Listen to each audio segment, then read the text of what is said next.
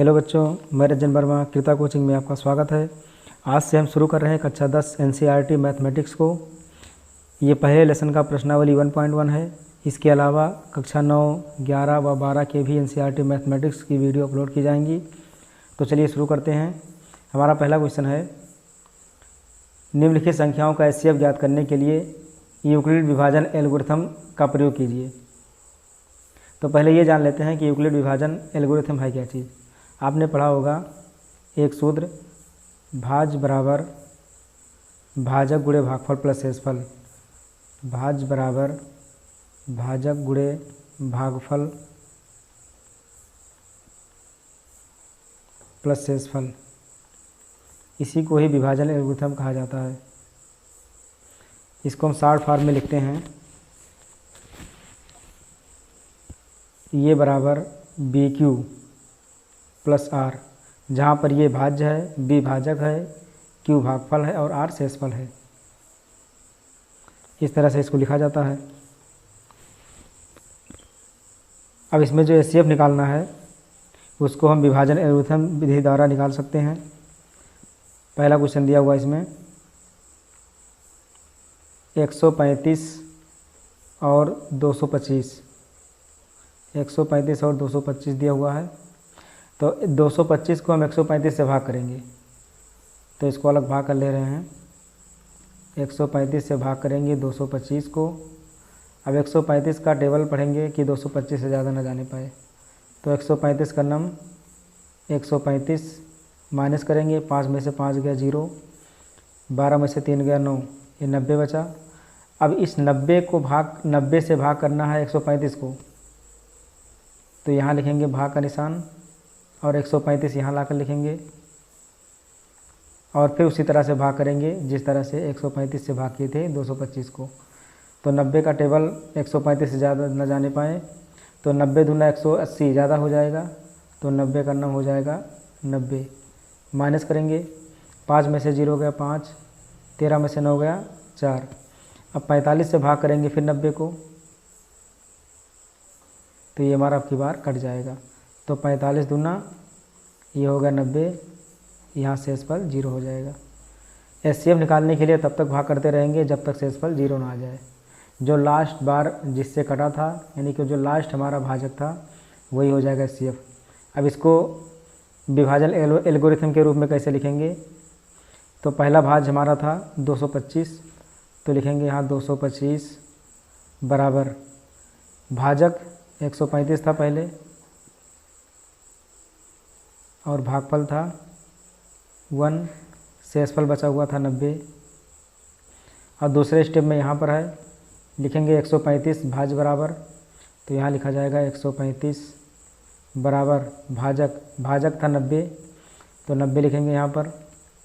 और गुणे भागफल था यहाँ पर 1, तो अब यहाँ भागफल 1 लिख देंगे और शेषफल हमारा था 45। वही प्रक्रिया यहाँ भी लिखेंगे, 90 बराबर हो जाएगा 45 गुणे भागफल हो जाएगा 2 और शेषफल यहाँ 0 हो जाएगा। तो लास्ट टाइम जिससे भाग हुआ था, लास्ट टाइम 45 से भाग हुआ था, यही हमारा हो जाएगा एचसीएफ। यहाँ लिख देंगे एचसीएफ बराबर 45, यही हमारा आंसर हो जाएगा। तो इसी तरह से हम दूसरे और तीसरे को भी सॉल्व करेंगे। तो चलिए देखते हैं दूसरे वाले क्वेश्चन को। दूसरा है 196 और भाग करना है 38,220 को। तो वही काम यहाँ भी होगा, 196 से भाग कर देंगे 38,220 को। तो अब 196 का टेबल पढ़ेंगे कि 382 से ज़्यादा न जाए, तो ये जाएगा कन्नम, दुना करेंगे ज़्यादा हो जाएगा, तो 196 कन्नम 196 माइनस करेंगे, 12 में से 6 गया 6, यहाँ बचा 7, उधार लेगा 17, 17 में से 9 गया 8, ये 2 में से 1 गया 1। अब ये बन गया 186। अब यहाँ पर 2 है, अभी 2 को उतारेंगे, अब ये हो गया 1862।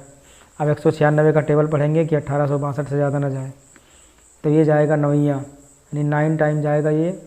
और यहाँ पर हो जाएगा 196 नवैया 1764, गुणा कर लेना 1764 आएगा। माइनस करेंगे, 12 में से 4 गया 8 और ये 15 में से 6 गया 9, यहाँ 7 में से 7 गया 0 और 1 में से 1 गया 0।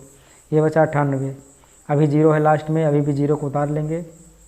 अब 196 का टेबल 980 से ज़्यादा ना जाए, तो ये पंचे यानी पाँच बार अगर गुणा करेंगे तो यहाँ आ जाएगा 980। ये देखिए पहली बार में ये पूरा का पूरा कट गया, मतलब कि दोबारा एचसीएफ निकालने के लिए दोबारा इसमें भाग करने की ज़रूरत नहीं पड़ा, एक ही टाइम में पूरा का पूरा कट गया। तो इसमें भाज्य था हमारा 38,220 बराबर भाजक था 196, भागफल हमारा आया है 195 और शेषफल मिला है 0। तो 196 से भाग हुआ था तो एचसीएफ भी हमारा 196 ही हो जाएगा। यहाँ लिख देंगे एचसीएफ बराबर 196, यही हो जाएगा हमारा आंसर, यानी एचसीएफ ही हो जाएगा। तो चलिए देखते हैं तीसरे वाले क्वेश्चन को। चलिए देखते हैं तीसरे वाले को। तीसरे में है 867 और 255।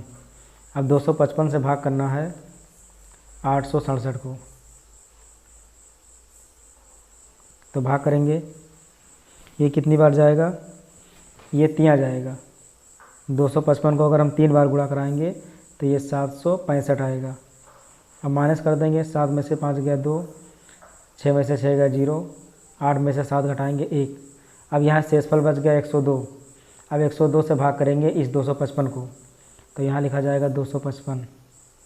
अब 102 को कितनी बार गुणा करें कि 255 आ जाए, तो इसको दूना ले जाएंगे तो ये बन जाएगा 204। माइनस करेंगे, 5 में से 4 गया 1, 5 में से 0 गया 5, 51 आ गया। अब 51 से भाग करेंगे 102 को, तो यहाँ मिल जाएगा 51 दूना 102, ये कट जाएगा, शेषफल 0 हो गया। अब ये जितने स्टेप में भाग हुआ है उतने स्टेप में यहाँ पर लिख देंगे 867 बराबर 255 गुणे भागफल 3 और शेषफल आ गया हमारा 102। दूसरे स्टेप में 255 भाग हुआ था 102 से, भागफल आया था 2 और शेषफल आया था 51। फिर 102 भाग हुआ था 51 से, भागफल आया था 2 और शेषफल आया 0। तो लास्ट टाइम 51 से भाग हुआ है, इसलिए एचसीएफ हो जाएगा 51। ये हमारा आंसर हो गया। इसी तरह से हर प्रकार के प्रश्न को लगा सकते हैं। चलिए देखते हैं दूसरे वाले क्वेश्चन को। ये हमारा दूसरा क्वेश्चन है। लिखा दर्शाइए कि कोई भी धनात्मक विषम पूर्णांक 6q+1 या 6q+3 या 6q+5 के रूप का होता है जहाँ q कोई पूर्णांक है। तो इसमें दिया है q कोई पूर्णांक है, तो हम पहले मान लेंगे कि ये बराबर 6q लिखा हुआ है। पहले हम ये मानेंगे कि ये बराबर 6q लिखा हुआ है। अब इसमें अगर ध्यान से देखा जाए तो ये जो 6q है इसमें 6 में 2 मान हैं, एक तो 2 और 3, 2 तिहाई 6। अगर किसी भी संख्या में 2 से गुणा कराया जाता है तो संख्या हमेशा बन जाता है सम संख्या, वो संख्या हमेशा सम संख्या बन जाता है। और सम संख्या में और भी किसी भी संख्या को गुणा करेंगे तो हमेशा सम ही रहेगा, विषम कभी नहीं होगा। परंतु ये सम संख्या में कोई विषम संख्या जोड़ते हैं, जैसे 6q में ये 6q हमारा सम संख्या है, इसमें 1 जोड़ते हैं विषम संख्या को, तो ये हमेशा प्राप्त होता है विषम संख्या। अगर 6q में हम 3 जोड़ते हैं विषम को तो भी प्राप्त होगा विषम संख्या। अगर 5 जोड़ते हैं 6q में तो भी प्राप्त होगा विषम संख्या। मतलब कि किसी भी सम संख्या में अगर विषम संख्या ऐड करते हैं तो हमेशा विषम ही प्राप्त होगा। तो इसमें कुछ हम भाषा को लिख लें। अतः 6q एक सम संख्या है, 6q एक सम संख्या है। और किस कारण सम संख्या है? क्योंकि 6 में 2 है।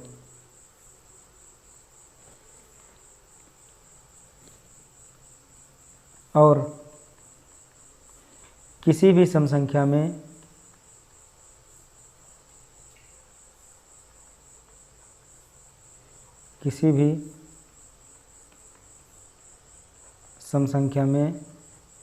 विषम संख्या जोड़ने पर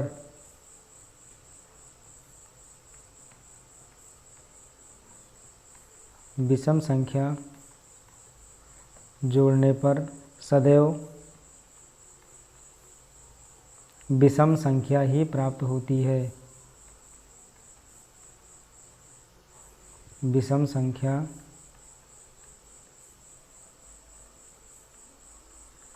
ही प्राप्त होती है।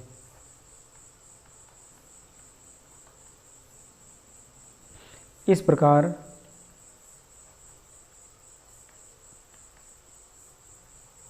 प्रकार ये कहा जा सकता है कि 6 + 1, 6 + 3 और 6 + 5 ये विषम पूर्णांक ही है। 6 + 5 विषम पूर्णांक हैं, या फिर कोई भी धनात्मक विषम पूर्णांक 6 + 1, 6 + 3 या 6 + 5 के रूप का होता है। ये हमारा आंसर हो जाएगा। चलिए अगले क्वेश्चन को देखते हैं, तीसरे वाले को। तीसरा क्वेश्चन हमारा है, किसी परेड में 616 सदस्यों वाली एक आर्मी सेना की टुकड़ी को 32 सदस्यों वाले एक आर्मी बैंड के पीछे मार्च करना है। दोनों समूहों को समान संख्या वाले स्तंभों में मार्च करना है। उन स्तंभों की अधिकतम संख्या क्या है जिसमें वह मार्च कर सकते हैं। इसमें दिया है कि 616 सदस्यों वाली एक सेना की आर्मी की टुकड़ी है और 32 सदस्यों वाली एक आर्मी बैंड के पीछे इनको मार्च करना है। अब दोनों समूहों को समान संख्या वाले स्तंभों में मार्च करना है। उन स्तंभों की अधिकतम संख्या क्या है जिसमें वे मार्च कर सकते हैं। इसका मतलब ये हुआ कि 32 सदस्य वाले आर्मी बैंड आगे रहेंगे, उनके पीछे 616 सदस्य वाली आर्मी की सेना टुकड़ी रहेगी। पर इसमें यह बताना है कि जितने भी लाइन होंगे उनमें बराबर बराबर संख्या में आर्मी सेना की टुकड़ी वाले सदस्य रहेंगे, ये कहने का मतलब है। जैसे यहाँ पर अगर 4 लाइन बन रहे हैं टोटल, और एक एक लाइन में कुछ कुछ आर्मी बैंड वाले हो जाएं, 8-8 आर्मी बैंड वाले हो जाएं, तो प्रत्येक लाइन में इनके पीछे जो 616 सदस्य की सेना आर्मी की टुकड़ी है वो इनके पीछे रहेंगे, परंतु बराबर बराबर होंगे चारों लाइन में। तो ये पता करना है कि कितने अधिकतम संख्या में ऐसे लाइन बन सकते हैं जो कि इस तरह से अगर सेट किया जाए तो ये आसानी से सेट हो सकें। मतलब कि जितने भी लाइन हो उन सभी में बराबर बराबर संख्या में सदस्य हैं आर्मी बैंड वाले, और आर्मी सेना की टुकड़ी वाले भी बराबर बराबर संख्या में प्रत्येक लाइन में रहें। तो इसके लिए हमें एचसीएफ निकालना होगा। 32 और 616 का एचसीएफ निकाल लेंगे सिंपल। तो 32 कितनी बार जाएगा ये, 32 का नम 32, 11 में से 2 गया 9, 5 में से 3 गया 2, 29 बचा, 6 को उतार लेंगे यहाँ। अब 32 का पहाड़ा कितनी बार पढ़ें कि 296 से ज़्यादा ना जाए, तो ये जाएगा 9 बार। जब 9 बार ले जाएंगे तो कितना आएगा, 2 9 18, 9 दूनी 18, 9 तो 27, 1 28, ये हो जाएगा 288। 16 में से 8 गया 8, 8 में से 8 गया 0, ये भी हो जाएगा 0। अब यहाँ 8 शेष बच गया, तब 8 से भाग होगा 32,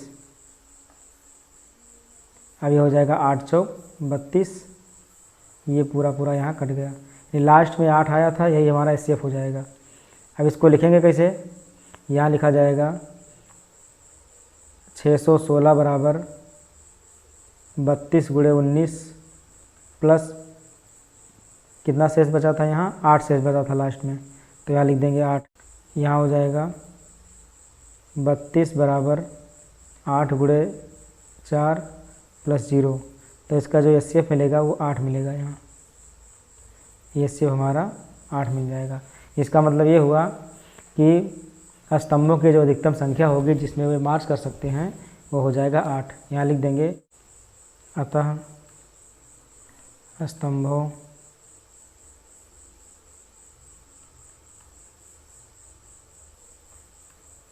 की अधिकतम संख्या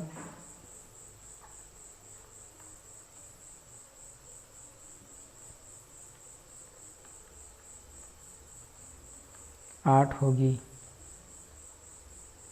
अब इसको वेरीफाई करा के देख लें। जैसे यहाँ पर अगर हम 8 लाइन बना दें, 1 2 3 4 5 6 7 8, 8 स्तंभ हो जाएंगे। और टोटल आर्मी वाले कितने हैं? 32, यानी कि एक एक के पीछे 4 4, तो 1 नहीं 4 4 टोटल हो जाएंगे। 1 ये 2 ये 3 ये 4, यहाँ भी 4, 2 3 4, यहाँ 4। इसी तरह से सब में 4 4 हो जाएंगे। यहाँ भी 4, यहाँ भी 4, यहाँ भी 4 और यहाँ भी 4 हो जाएंगे। तो ये 832 टोटल ये हो गए। अब इनके पीछे हो जाएंगे 616 सदस्य वाली आर्मी की सेना की टुकड़ी। तो एक एक के पीछे कितना कितना कर दें कि ये बराबर बराबर संख्या में हो जाए। तो इसके लिए हमें 8 से 616 को भाग करना होगा। भाग कर दें इसको, 8 सते 56, 5 और 8 सते 56 यानी 77। इसका मतलब ये हुआ कि हर लाइन के पीछे 77 आर्मी की सेना की टुकड़ी होंगी, सब में 77 77 हो जाएंगे। और इस तरह से जो हमारा टीम है वो तैयार हो जाएगा। तो टोटल जो स्तंभ बनेंगे, अधिकतम स्तंभ वो 8 बनेंगे और एक के पीछे 3 बैंड वाले यानी टोटल 4 बैंड वाले, और आर्मी की सेना की टुकड़ी 77। इस तरह से तैयार होगा। तो चलिए देखते हैं अगला क्वेश्चन को। ये चौथा क्वेश्चन है, यूक्लिड विभाजन प्रमेयिका का प्रयोग करके दर्शाइए कि किसी धनात्मक पूर्णांक का वर्ग किसी पूर्णांक m के लिए 3m+1 के रूप का होता है। यह संकेत में दे दिया गया है कि कोई धनात्मक पूर्णांक x ले लीजिए और इसको मान लीजिए 3q 3q+1 3q+2, आसानी से लगा सकते हैं। तो इसको हम मानेंगे x बराबर जो 3m लिखा हुआ है इसको मानेंगे हम 3q और दूसरे वाले को मानेंगे 3q+1। इसी तरह से जो अगला आएगा वो 3q+2 हो जाएगा। ऐसे मानते चले जाएंगे। तो इसको लगाया कैसे जाएगा? अब इसको लगाएंगे हम, इस लिखेंगे x बराबर 3q और यहाँ दिया हुआ धनात्मक पूर्णांक का वर्ग, तो इसका हमें वर्ग करना होगा। इस वाले को स्क्वायर करेंगे और दाएं वाले पक्ष को भी स्क्वायर करेंगे। तो यहाँ से मान मिल जाएगा 3 त्रिका 9 q², इतना मिल जाएगा x² बराबर। अब 9 को हमें तोड़ करके 3 बाहर निकालना है। अब ब्रैकेट के अंदर कर देंगे दूसरे वाले 3 को और q² को गुणा कराएंगे फिर उतना आ जाएगा। तो ब्रैकेट के अंदर 3q² बन गया और ये हम इसलिए बना रहे हैं ताकि यहाँ हम फिर 3m यहाँ से ला सकें। तो यहाँ लिख सकते हैं 3 गुणे, अब 3q² को मानेंगे m, तो ये हमारा बन जाएगा 3m। पहले 3m था, 3m फिर आ गया। यहाँ लिखा जाएगा माना, यहाँ लिखेंगे माना 3q² बराबर m। ये यहाँ लिखना पड़ेगा इतना चीज़। अगला देखते हैं, x बराबर लिखा हुआ है 3q+1। वही काम यहाँ भी करना पड़ेगा। दोनों पक्षों का वर्ग करने पर, दोनों पक्षों का वर्ग करने पर जब वर्ग करेंगे तो यहाँ आ जाएगा x² बराबर 3q+1 का होल स्क्वायर। अब ये प्लस बी का होल स्क्वायर का सूत्र खोलेंगे। इसका फार्मूला होता है a² + b² + 2ab। तो 3q का स्क्वायर प्लस 1 का square plus 2ab, 2 into a की जगह 3q और b की जगह 1। 3 का स्क्वायर करेंगे 3 त्रिका 9, q का स्क्वायर करेंगे q², 1 का स्क्वायर 1 और ये 2 तिहाई 6q बन जाएगा। अब इसको हमें बनाना है 3q+1, यानी ये बनाना है 3q+1। कहाँ गया? ये 3m+1 के रूप में बनाना है। तो इसमें से 1 को बाहर निकाल लेंगे तो हो जाएगा 9q² और 6 को लाएंगे यहाँ +1 हो जाएगा बाहर। अब यहाँ से यहाँ तक इसमें हम m को लाने के लिए यानी कि 3m को लाने के लिए 3 को कॉमन करेंगे। तो 3 कॉमन होगा तो बचेगा 3q² और प्लस 3 दूनी 6 यानी 2q और +1। अब इस वाले को मान लेंगे m, तो लिखेंगे यहाँ 3m+1। m कहाँ से आया? इसको हमने m मान लिया क्योंकि ये क्या है? ये हमारा भागफल है और जब किसी भी संख्या का स्क्वायर करेंगे तो भागफल का मान बढ़ जाएगा। तो यहाँ लिख देंगे माना, जो हमने माना था 3q² + 2q बराबर यम। ये हो गया दूसरा वाला। अब इसी तरह से तीसरा वाला भी लगेगा। ये अगला क्वेश्चन है, युगलित विभाजन प्रमेयिका का प्रयोग करके दर्शाइए कि किसी धनात्मक पूर्णांक का घन 9m 9m+1 या 9m+8 के रूप का होता है। तो वही काम यहाँ भी करेंगे। x बराबर इसको लेंगे 3q, लेकिन वहाँ वर्ग था, यहाँ पर घन करना होगा तो घात 3 कर देंगे यहाँ पर। तो हो जाएगा x³ बराबर 3 त्रिका 9 त्रिक 27 q³। अब 27 में से हमको 9 बाहर निकाल लेना है, तो 9 बाहर निकालेंगे तो 9 त्रिक 27 3q³ बच जाएगा, और यही 3q³ मान लेंगे यम, ये हो जाएगा 9m। ऐसे दूसरा वाला सेम है, दूसरे वाले को भी लिखेंगे x बराबर 3q+1।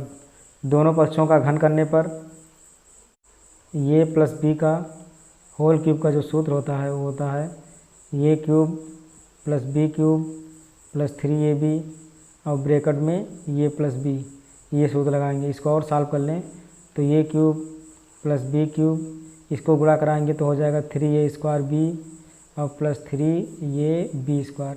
अब इसी फार्मूले पर रख देंगे मान को, 3q तो हो जाएगा 3q³ प्लस 1 का क्यूब प्लस 3a² b, ये स्क्वायर का मतलब 3q² और b की जगह पर कितना है 1, और प्लस हो जाएगा 3ab²। ये की जगह है 3q और b² की जगह 1 का स्क्वायर कर देंगे। इसको सॉल्व करेंगे, 3 त्रिका 9 त्रिक 27 q³ प्लस 1 प्लस ये हो जाएगा 3 तिया 9, 3 का स्क्वायर करेंगे 9 बनेगा, 9 का 3 से गुणा 27 q²। ऐसे इसको 3 त्रिका 9, ये हो जाएगा 9q। अब इसमें से हमको क्या काम करना है कि 1 को बाहर कर देना है, तो यहाँ जो 1 लिखा है इसको बाहर ले जाएंगे तो आएगा 27q³ प्लस 27q² और प्लस 9q प्लस 1 को बाहर कर देंगे। अब यहाँ से लेकर यहाँ तक के में हमको 9 कॉमन करना है, क्योंकि हमें 9m+1 लाना है, तो 9 कॉमन करेंगे तो 9 त्रिक 27 q³ 9 त्रिक 27 q² प्लस 9 का 9 9 यानी q बचा केवल प्लस 1। अब इस सब को मानेंगे यम, तो हो जाएगा 9m और बाहर 1 है तो 1 को लिख देंगे इसे। यहाँ लिखेंगे चूँकि 3q³ plus 3q² plus q बराबर यम, हमने इसी को यम मान लिया है इसलिए ऐसा लिख देंगे हम। तो बस आज के लिए इतना ही। ये प्रश्नावली 1.1 कंप्लीट हुआ। इसके अगले वीडियो में 1.2 आएगा, इसको मैं जल्दी अपलोड कर दूंगा। तब तक आप इसको देखिए, समझिए और इसका नोट्स ज़रूर बनाएं, ताकि भविष्य में जब भी ज़रूरत पड़े तो आप उस नोट्स को उठा करके आसानी से देख सकें और बोर्ड में अच्छे अंक ला सकें। तो धन्यवाद बच्चों इसके लिए।